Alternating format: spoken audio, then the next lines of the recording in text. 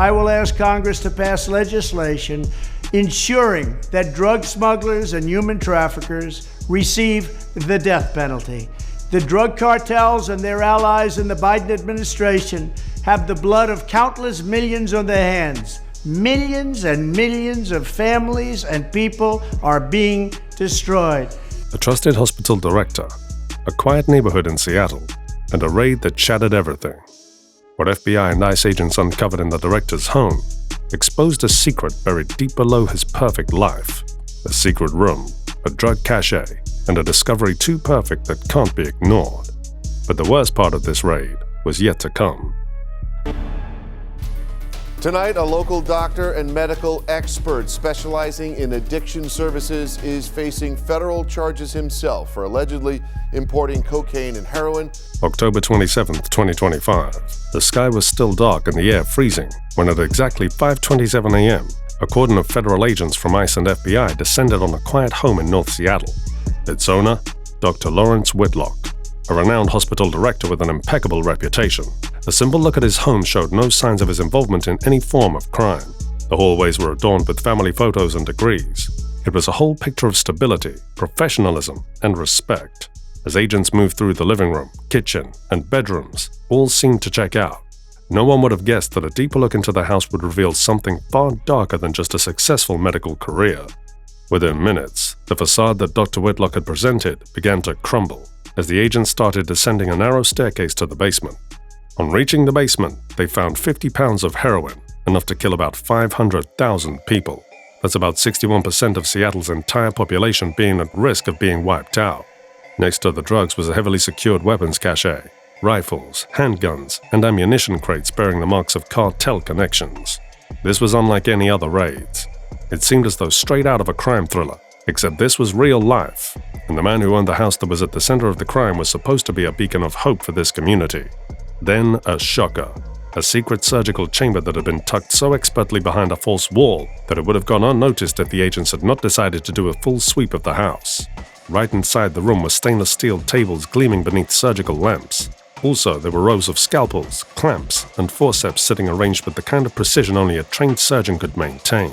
At first glance, it looked like a small private operating room, one that a doctor might use for discreet after-hours procedures. But something was suspicious. Nothing about this setup matched legitimate medicine. That discovery was the trigger that made the agents realize they were looking at more than just a drug stash. Whatever they had stumbled upon was a cartel outpost disguised as a medical facility, and the face of it, a well-respected doctor who could not even raise the smallest inch of suspicion. Now, the more they peeled back the layers, the more Dr. Whitlock's double life became undeniable. They had unearthed a trusted medical leader who still doubled up as one of the masterminds in a criminal underworld. All these also led to the narrative shifting. It was evident that this was no longer just a story about drugs. It was now about power, deception, and how far someone could go while hiding in plain sight. But nothing could have prepared them for what waited beyond that first discovery. Within hours, the case took a turn so disturbing that the agents were forced to stop, stare, and wonder what kind of a man they were really dealing with. Federal agents then started digging into Whitlock's financial footprint. In the next few moments, they found 23 shell companies scattered across Nevada, the British Virgin Islands, and Panama. The companies had been registered to operate in the healthcare niche, but an extensive paper trail soon revealed that these were not real hospitals or clinics. They were simply paper entities, ghost firms with no real staff or operations, used as a labyrinth to launder money. The criminal network that Whitlock was a part of knew one thing: using these companies as fronts would help secure anonymity and obscure the real sources and destinations of illicit funds. This is the perfect time to subscribe and watch closely, as the next discovery shows how Whitlock turned medicine into a machine of crime. A trail of financial practices of these companies revealed even more. Through them, millions of dollars flow. The money was labeled as medical grants, hospital procurement fees, or charitable donations. Just perfect to make federal agents glance once and move on without asking uncomfortable questions. But the truth was that none of that money came from philanthropy or cutting-edge medicine. Instead, investigators determined that the funds were pure drug proceeds, profits from heroin, fentanyl, and meth that Whitlock's cartel partners had pushed into the hands of unsuspecting Americans. The very same donations meant to suggest community uplift were in reality the financial runoff of addiction, overdoses, and ruined families. Agents discovered that Whitlock's position in local hospitals gave him rare power, granting him near unlimited access to medical partnerships, charity programs, and regulatory channels. He was perfectly positioned, exactly what the cartel wanted. Driven by greed, he leveraged that influence to control inspections, manipulate city health officials, and quietly pull strings at administrative levels. Investigators even uncovered extensive communications with 20 public officials across Washington state, from deputy sheriffs to surgeons and port employees, all betraying America. It's alarming that those entrusted with public safety and trust would sell out their country for money and power. If a hospital director could betray his duty, who else could? Panic swept city offices, hospitals, port authorities, and police launched emergency audits and investigations, while every Whitlock-linked contract and program was examined. Then came another shocker, the encrypted messages. His email logs were full of phrases like "transfer the supplies to the night ward" and "move the meds to the off-site clinic." The repetitive nature showed that these were not innocent messages. They would soon be interpreted as orders tied to human trafficking. In one folder named Logistics, agents found detailed human trafficking transport plans for 9 persons that had been kidnapped in South America, complete with their medical notes. There were references that also pointed toward a strong likelihood of these people being exploited, and it did not stop at that. The agents also found medical annotations hinting at organ harvesting. Dr. Whitlock was right at the center of cartel operations that went beyond drugs and money laundering to human trafficking and illegal organ harvesting. You'd be forgiven for thinking that the discovery stopped at that. In the same logistics cache, agents found the blueprint for the cartel's next drug delivery: 1 ton of heroin and 1.5 tons of methamphetamine, all planned to move discreetly via Washington's ferry system. All these forced a harsh realization. Whitlock was not a peripheral player helping a cartel. He was one of the architects. 3:40 a.m., October 30th, 2025. Federal commanders gave the go-ahead. The time for action had come. Days of evidence gathering had led to this moment. Their target, a cartel warehouse near Everett, Washington, teetering on the edge of launching a massive drug convoy. While inside, 9 people held captive. With every second counting, the mission was elevated to a high-risk hostage rescue, combining the firepower of the FBI Hostage Rescue Team, HRT, skilled DEA tactical units, ICE's HSI operatives, and DEA's fast medics. As the strike force rolled in, a few spotters were seen on the roof, and body heat scans inside the perimeter indicated that the cartel was ready to fight. But there was no going back. The assault kicked off with a loud beaching charge that tore open a side entrance.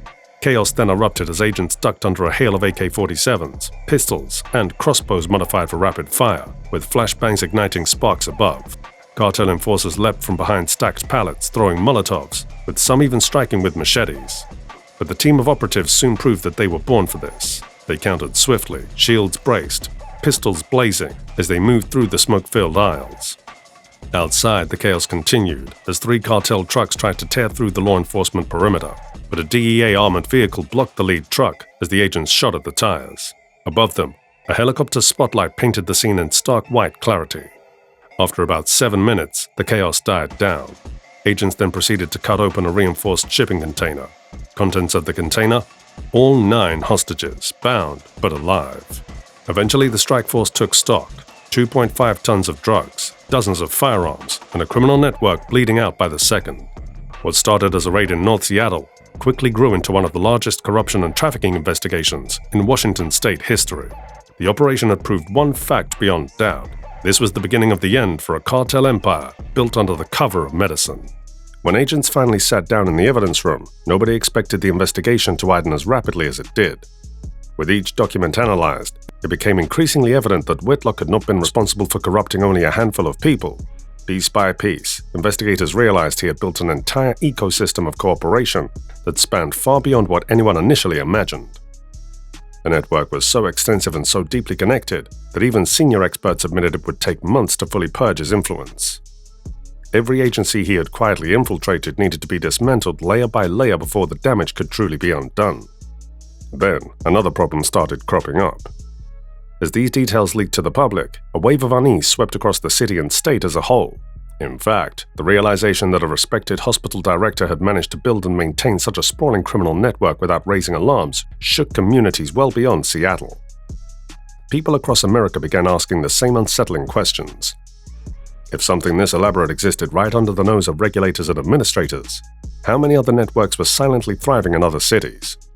To add on to that, how many layers of corruption were still hidden inside institutions meant to keep citizens safe? Those questions carried an even darker implication. If Whitlock's operation had gone unnoticed for so long, then how many Americans were unknowingly staring at the risk of being caught in the blast radius of trafficking pipelines, drug routes, and synthetic narcotics that continued to flood the streets?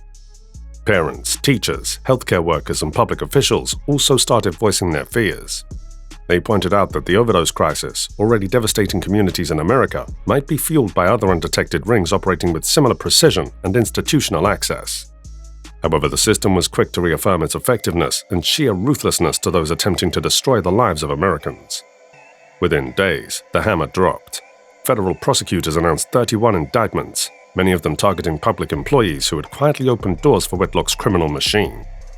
Meanwhile, the man at the center of it all faced a staggering list of accusations: drugs trafficking, human exploitation, organ-related offenses, bribery, and long-term corruption under color of authority. Reporters would later describe it as one of the most expensive indictments in Washington's history. The atmosphere outside the courthouse arraignment felt heavy. Some people were seen crying, perhaps wondering how such a respected professional decided to involve himself in practices that went against his oath to protect lives. Others shouted in anger, while another faction simply stood silent, attempting to make sense of how someone entrusted with the health of thousands in Seattle had orchestrated such devastation. Regardless, to everyone, this was the highest form of betrayal. But there was another side to this story, one that many seemed to overlook. The system had cracks, yes, but many people in it had risen above the cracks and refused to ignore anomalies. Those that followed leads, no matter how uncomfortable, eventually helped find these cracks and paved the way for subsequent interventions. In the end, justice might not have been perfect, but it endured.